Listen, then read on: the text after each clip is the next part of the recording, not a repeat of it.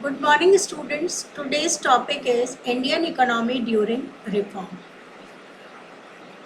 But उसको explain करने से पहले जो रिमेनिंग पार्ट रह गया था हमारा प्रीवियस लेक्चर का, वो मैं आपको रिपीट कर देती हूँ. Some scholars question the usefulness of India during a member of the WTO as a major volume of international trade occurs among the developed nation.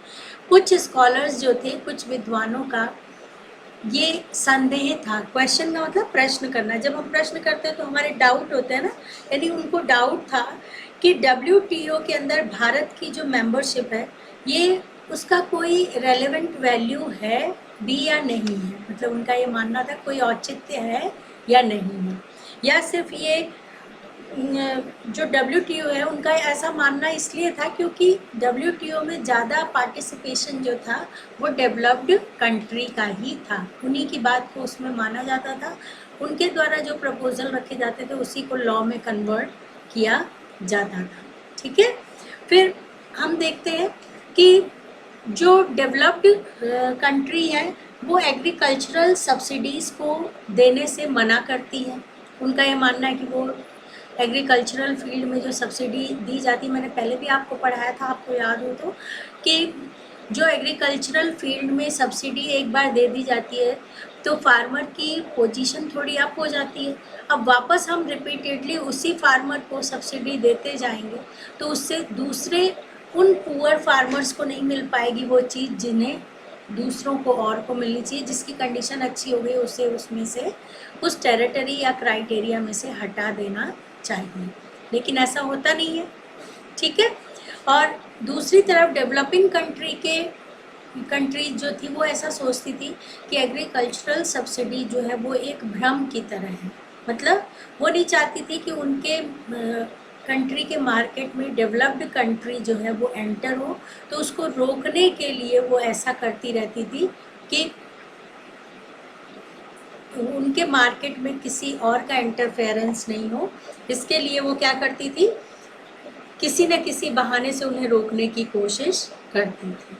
इसीलिए हम कह सकते हैं कि जो हमारा WTO है वो एक तरह से इल्यूजन है, क्योंकि वो सपोर्ट किसको करता है, डेवलप्ड कंट्री को सपोर्ट करता है. डेवलपिंग कंट्री के फेवर में ज़्यादातर डिसीजंस उसके अंदर नहीं लिए जाते हैं, ऐसा सम स्कॉलर्स का मानना था.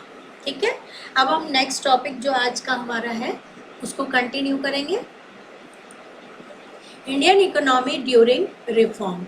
भारतीय अर्थव्यवस्था, रिफॉर्म का मतलब होता है सुधारकालीन भारतीय अर्थव्यवस्था. एन असेसमेंट, इसका मतलब है एक समीक्षा. अप्रेजल पहले पढ़ाया था मैंने, उसको कहते हैं जिसमें हम मेरिट और डिमेरिट दोनों को देखेंगे. अब हम देखेंगे कि the reform process has completed 3 decades since its introduction. मतलब ये जो रिफॉर्म पीरियड था 1991 का, इसको स्टार्ट हुए कितने डिकेड हो गए, 3 डिकेड हो गए, यानी लगभग 3 दशक बीत चुके हैं. Let us now look at the performance of the Indian economy during this period. तो अब हम इजीली देख सकते हैं कि उन 30 सालों में क्या क्या सुधार हुआ और क्या गलतियां रही. In economics the growth of an economy is measured by the gross domestic product. Look at table 3.1. आपकी बुक में जो टेबल 3.1 दी हुई है उसमें आप देख सकते हैं कि हमारी GDP जो थी वो कितनी रह गई है. तो इसमें एग्रीकल्चर फील्ड, इंडस्ट्री, सर्विस और टोटल आपके दे रखा है. 1980 टू 91 के डिकेड में, यानी 80 के डिकेड में, फिर 90 के डिकेड में, फिर 2000 के डिकेड में, और फिर 2007 से 2012 का दे रखा है. तो ये आप कंपैरिजन करके देख सकते हैं कि कितना बढ़ा. The post 1991 India witnessed a rapid growth in GDP on a continual basis for 2 decades. यानी 1991 से अगर हम देखें तो हमारी इंडिया की GDP बहुत रैपिडली का मतलब होता है बहुत तेज़ी से बढ़ती गई और लगभग 2 दशकों तक वो बढ़ती ही रही. डिकेड का मतलब 10 ईयर होता है. The growth of GDP increased from 5.6% during. अब बच्चों ये डेटा है, इनमें कुछ समझाने का नहीं है, डेटा तो आप अब 11th स्टैंडर्ड में खुद भी समझ सकते हैं कि कौन से ईयर में कितने परसेंट थी। तो ये आप खुद पढ़ेंगे और पढ़ के आपको पता चल जाएगा कि हमारी जीडीपी पर कौन कौन से ईयर में कितना कितना परसेंट हमें मतलब रिजल्टिंग या आउटकम देखने को मिला था। ठीक है। The opening of the economy has led to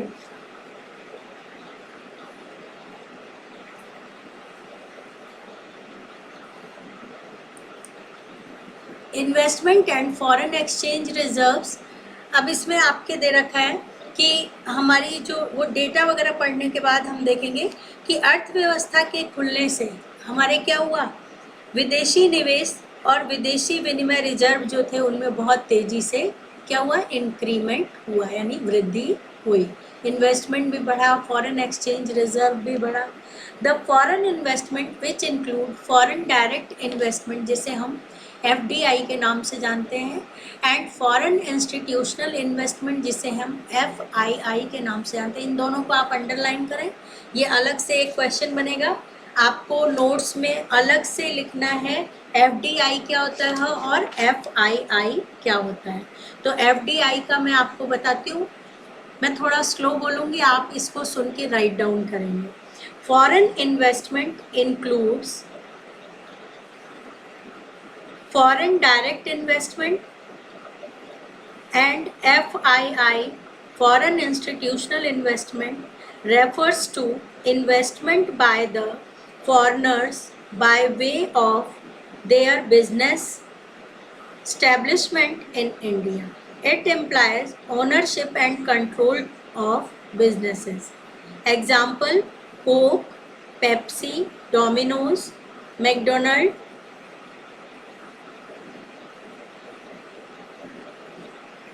ये हमारा क्या है, FDI है, यानी फॉरेन डायरेक्ट इन्वेस्टमेंट जिसे हम कहते हैं। अब हम पढ़ेंगे FII क्या होता है।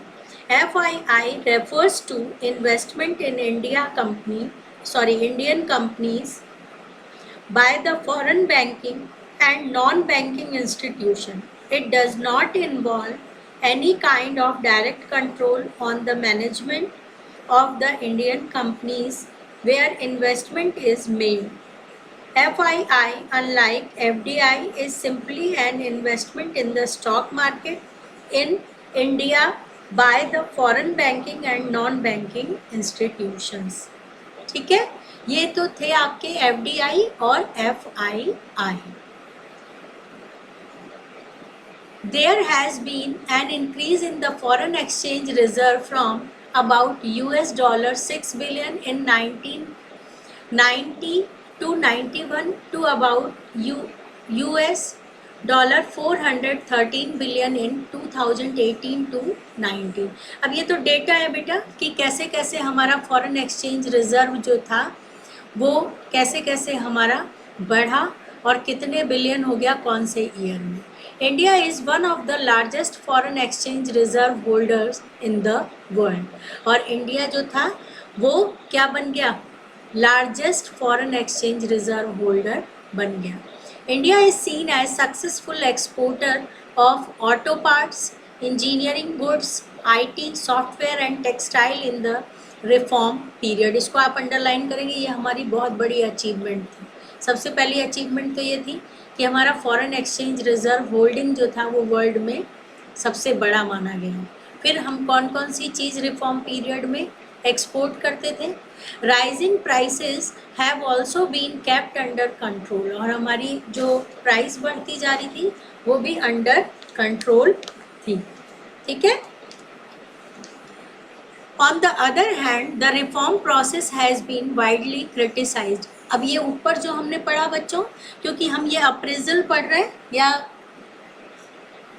समीक्षा कहते हैं ना, जिसमें क्रिटिसिज्म कहते हैं, क्रिटिसिज्म के अंदर हम मेरिट भी पढ़ते हैं और डिमेरिट भी पढ़ते हैं। तो ऊपर वाली जो अभी हमने पढ़ी ये मेरिट थी, अब हम पढ़ेंगे कि हमारी डिमेरिट्स क्या क्या रह गई थी रिफॉर्म पीरियड की। ठीक है। दूसरी तरफ इसको क्रिटिसाइज भी किया गया, तो किस बेसिस पे क्रिटिसाइज किया गया ये हम पढ़ेंगे।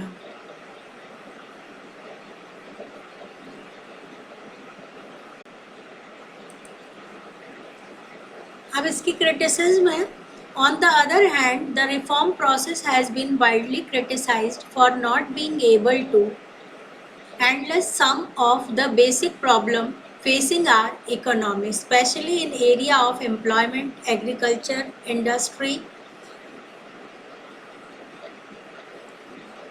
infrastructure, development and fiscal management. अब बच्चों, अभी तक तो हमने ये पढ़ा कि हमारा क्या क्या हमने मतलब हमारा फ़ायदा हुआ, कैसे हमारा विदेश जो भारत का विनिमय रिजर्व था वो बढ़ता चला गया। इसके अलावा हमने देखा आईटी सेक्टर और इंफॉर्मेशन टेक्नोलॉजी, टेक्सटाइल, इन सब में हमने अपने एक्सपोर्ट को बढ़ाया और इंडिया जो था वो सबसे ज़्यादा फॉरेन एक्सचेंज रिजर्व होल्डर में इसका नाम आ गया था। लेकिन दूसरी तरफ अगर हम देखें तो बहुत सारी चीज़ों में इसकी आलोचना भी या क्रिटिसाइज भी की गई, और वो आलोचना किस में की गई? स्पेशली एम्प्लॉयमेंट में, एग्रीकल्चर में, इसके अलावा इंडस्ट्री में, हमारे इंफ्रास्ट्रक्चर डेवलपमेंट में और फिस्कल मैनेजमेंट यानी राजकोषीय प्रबंध में इसकी आलोचना की गई थी। अब जो नेक्स्ट हमारा हम पढ़ेंगे वो है growth and employment. Though the GDP growth rate has increased in the reform period, scholars point out that the reform-led growth has not generated sufficient employment opportunities in the country. You will study the link between different aspects of employment and growth in the next unit. अब हम पढ़ रहे हैं growth. Growth का मतलब होता है समृद्धि और एम्प्लॉयमेंट का मतलब होता है रोजगार। तो अगर हम देखें तो दो यानी यद्यपि जो हमारी जीडीपी थी वो बहुत तेज़ी से बढ़ रही थी, फिर भी बहुत सारे स्कॉलर्स जो थे उन्होंने हमारा ध्यान इस तरफ लगाया कि हम वो पर्याप्त अपॉर्चुनिटीज़ या फिर एम्प्लॉयमेंट अपॉर्चुनिटीज़ को, पर्याप्त का मतलब सफिशिएंट एम्प्लॉयमेंट अपॉर्चुनिटीज़ को जनरेट नहीं कर पाए जितनी हमें करनी चाहिए थी। और इस टॉपिक को हम नेक्स्ट जो हमारा चैप्टर है उसके अंदर, नेक्स्ट यूनिट के अंदर हम ज़्यादा डिस्क्राइब करके पढ़ेंगे या फिर एक्सप्लेन करके पढ़ेंगे। अभी इसमें आप यही समझ लें शॉर्ट में कि ग्रोथ और एम्प्लॉयमेंट अपॉर्चुनिटी, ग्रोथ रेट तो हमारी बढ़ी लेकिन सफिशिएंट एम्प्लॉयमेंट अपॉर्चुनिटी जो थी कंट्री के अंदर नहीं बढ़ पाई थी। अब हम देखेंगे रिफॉर्म्स इन एग्रीकल्चर कि उस समय एग्रीकल्चर फील्ड में क्या क्या सुधार हुए। Reforms have not been able to benefit agriculture where the growth rate has been decelerating. Public investment in agriculture sector, especially in infrastructure which include irrigation, power, road, market linkage and research and extension, which played a crucial role in the green revolution, has fallen in the reform period. अब बच्चों क्योंकि हम ये drawback पढ़ रहे हैं reform period के, क्या क्या ड्रॉबैक थे, तो एग्रीकल्चर फील्ड का अगर हम ड्रॉबैक देखें तो हमें ये देखने को मिलता है कि एग्रीकल्चर फील्ड में ज़्यादा लाभ नहीं मिल पाया। लोग तो उतने ही लगे हुए थे, ये हम पहले भी पढ़ चुके हैं, लेकिन जो हमारी ग्रोथ रेट थी वो धीरे धीरे डिक्लाइन होने लग गई थी। क्यों?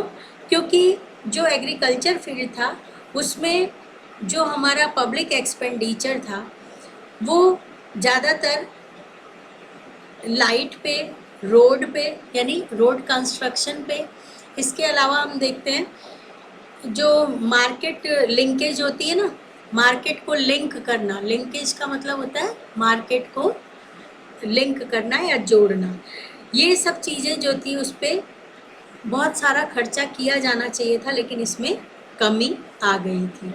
ठीक है, और इस बात को भी हमें ध्यान रखना है, आपके ब्रैकेट में दिया हुआ है कि ये कमी क्यों आई थी, ग्रीन रेवोल्यूशन के कारण आई थी। ठीक है, फिर हम ये भी देखते हैं कि धीरे धीरे जो फर्टिलाइजर्स पे सब्सिडी दी जा रही थी वो भी एंड कर दी गई या अबॉलिश कर दी गई थी, और धीरे धीरे जो हमारी प्रोडक्शन कॉस्ट थी वो भी बढ़ने लग गई थी। इसका मतलब एग्रीकल्चर फील्ड में बहुत सफिशिएंट मोटिवेशन हमें नहीं मिल पाया था।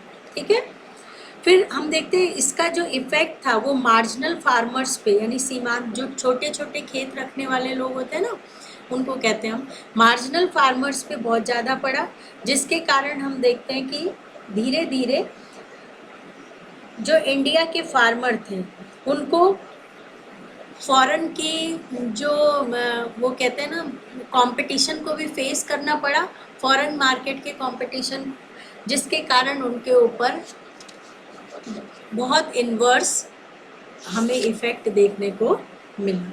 ठीक है, फिर दूसरी तरफ हम देखते हैं कि जो हमारी प्रोडक्शन पॉलिसी थी वो भी धीरे धीरे कैसी हो रही थी, एक्सपोर्टर हो रही थी, यानी एक्सपोर्ट से रिलेटेड हो रही थी। हमारी पॉलिसी जो थी एक्सपोर्ट ओरिएंटेड पॉलिसी बन गई थी। इसको आप अंडरलाइन कर लेना, इस वाले हेडिंग के अंदर नीचे से तीसरी लाइन है ये, more over because of export oriented policy strategies in agriculture, यानी खेती उन्हीं चीज़ की जा रही थी जिसे हम एक्सपोर्ट करना चाहते थे, यानी गवर्नमेंट या सरकार जो थी वो उन्हीं एग्रीकल्चरल प्रोडक्ट पे जोर दे रही थी या फोर्स कर रही थी जिन्हें हम एक्सपोर्ट करते थे।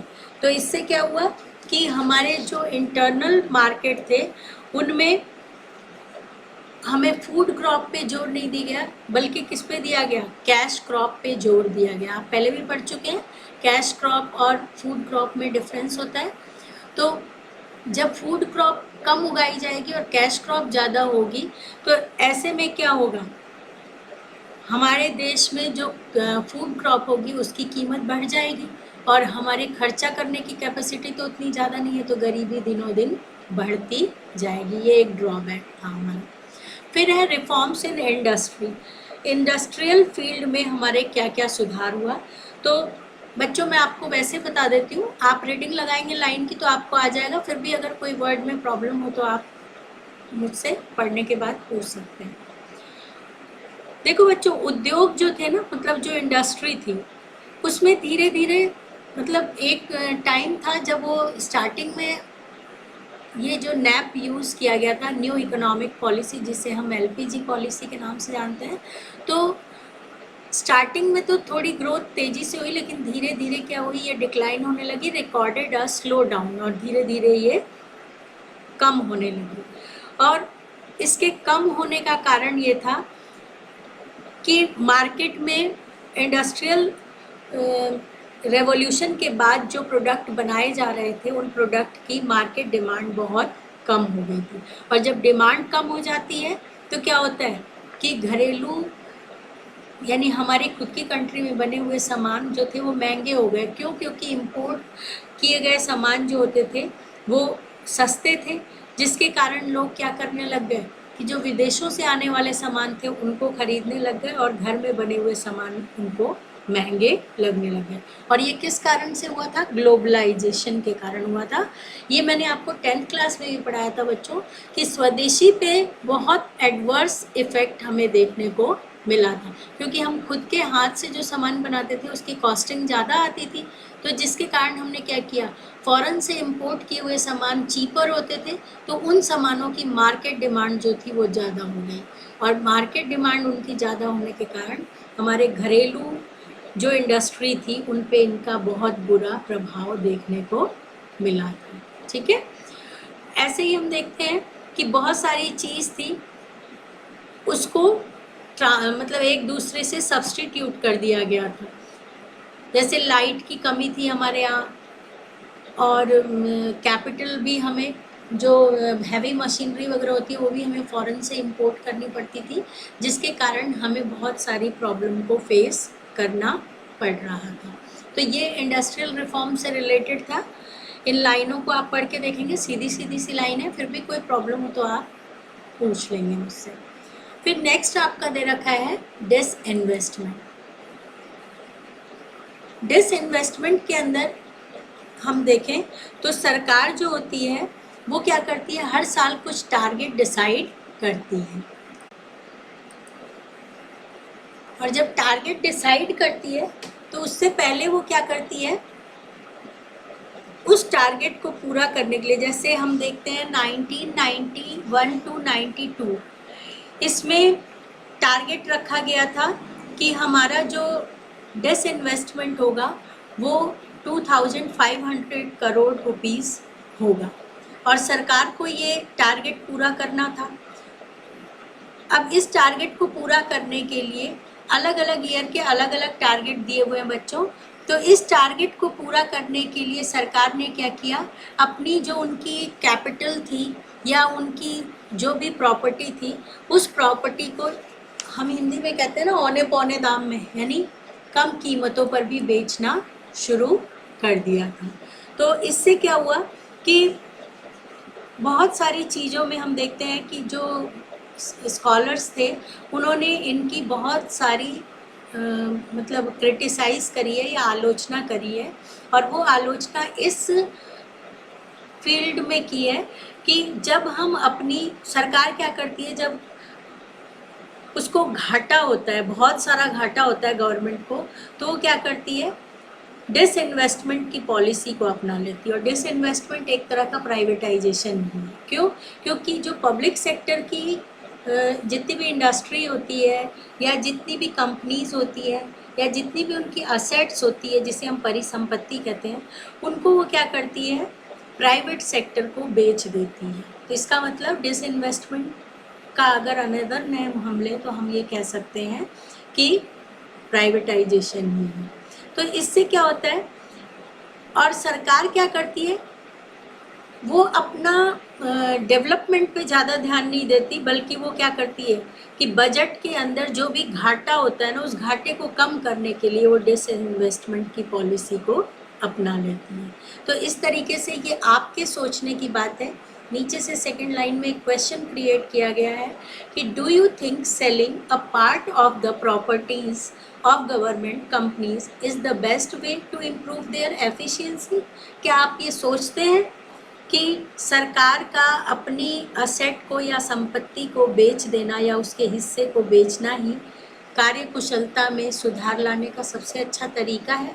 तो अगर आप इसके फेवर में हैं तो अपने व्यूज़ देंगे, और नहीं है तो भी आप अपने व्यूज़ देंगे।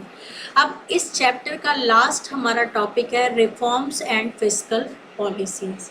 रिफॉर्म्स का मतलब होता है सुधार और फिस्कल पॉलिसी का मतलब होता है राजकोषीय नीतियाँ। ये मैंने आपको पहले भी बताया था, दो पॉलिसी होती है, फिस्कल पॉलिसी और monetary policy. Economic reforms have placed limits on the growth of public expenditure, especially in social sector. अब देखो बच्चों, इसको भी मैं आपको वैसे ही समझा देती हूँ ओरली, कि जो हमारे आर्थिक सुधार थे ना सामाजिक क्षेत्र में, उसमें क्या था कि सामाजिक जो एक्सपेंडिचर था, सोशल एक्सपेंडिचर जो था, उस पर धीरे धीरे रोक लगा दी गई थी। और कैसे लगी? क्योंकि लिबरलाइजेशन आ गया, ग्लोबलाइजेशन आ गया, तो सरकार क्या करने लगी, अपने घाटे को कम करने के लिए पब्लिक सेक्टर की चीज़ों को प्राइवेट सेक्टर को बेचने लग गई। और जब प्राइवेट सेक्टर ज़्यादा एक्टिवेट हो जाता है तो आपको मालूम है कि सामाजिक खर्चा या सार्वजनिक व्यय जो होता है वो धीरे धीरे कम हो जाता है। अब हम देखते हैं कि ये जो हमारा रिफॉर्म पीरियड था, इस पीरियड में जो टैक्सेशन था उसको भी कम कर दिया गया था, जिसके कारण क्या हो रहा था, गवर्नमेंट की जो कोष था, रिजर्व था, वो भी धीरे धीरे कम होने लगा था। इसके अलावा हम देखते हैं कि जो टैरिफ टैक्स वगैरह थे उसको भी रिडक्ट कर दिया गया था। यहाँ दिया हुआ है ना, also the reform policy involving tariff reduction, यानी सीमा शुल्क भी कम कर दिया गया, have curtailed the scope for rising revenue through custom duty. इसके अलावा हम देखते हैं कि सरकार को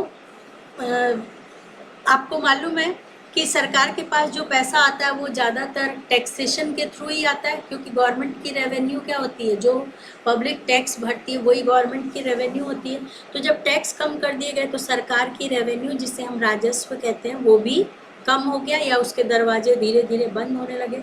तो इस तरीके से हम देखते हैं कि जो हमारी कंट्री थी, उस कंट्री के अंदर foreign investment tax incentives are provided to foreign investors, यानी फॉरेन इन्वेस्टर्स को इसका फ़ायदा मिला और फॉरेन इन्वेस्टमेंट को आकर्षित किया गया। और इस तरीके से हम देखते हैं कि सरकार की कमाई का साधन जो था वो धीरे धीरे कम होने लगा, और जब सरकार की कमाई कम होगी तो सरकार सोशल वेलफेयर पे भी खर्चा कम करेगी। इसका मतलब है एलपीजी का फिस्कल पॉलिसी पे नेगेटिव इफ़ेक्ट हमें देखने को मिला। रिफॉर्म पीरियड में फिस्कल पॉलिसी जो थी वो बहुत वीक पड़ गई थी, नेगेटिव इम्पैक्ट हमें देखने को मिला था। तो ये हमारा था कि पॉजिटिव इम्पैक्ट क्या था और नेगेटिव इम्पैक्ट क्या था। अब आपका इस चैप्टर में सिर्फ एक छोटा सा पार्ट रह गया है कॉन्क्लूज़न का, जो we will do next lecture. Thank you.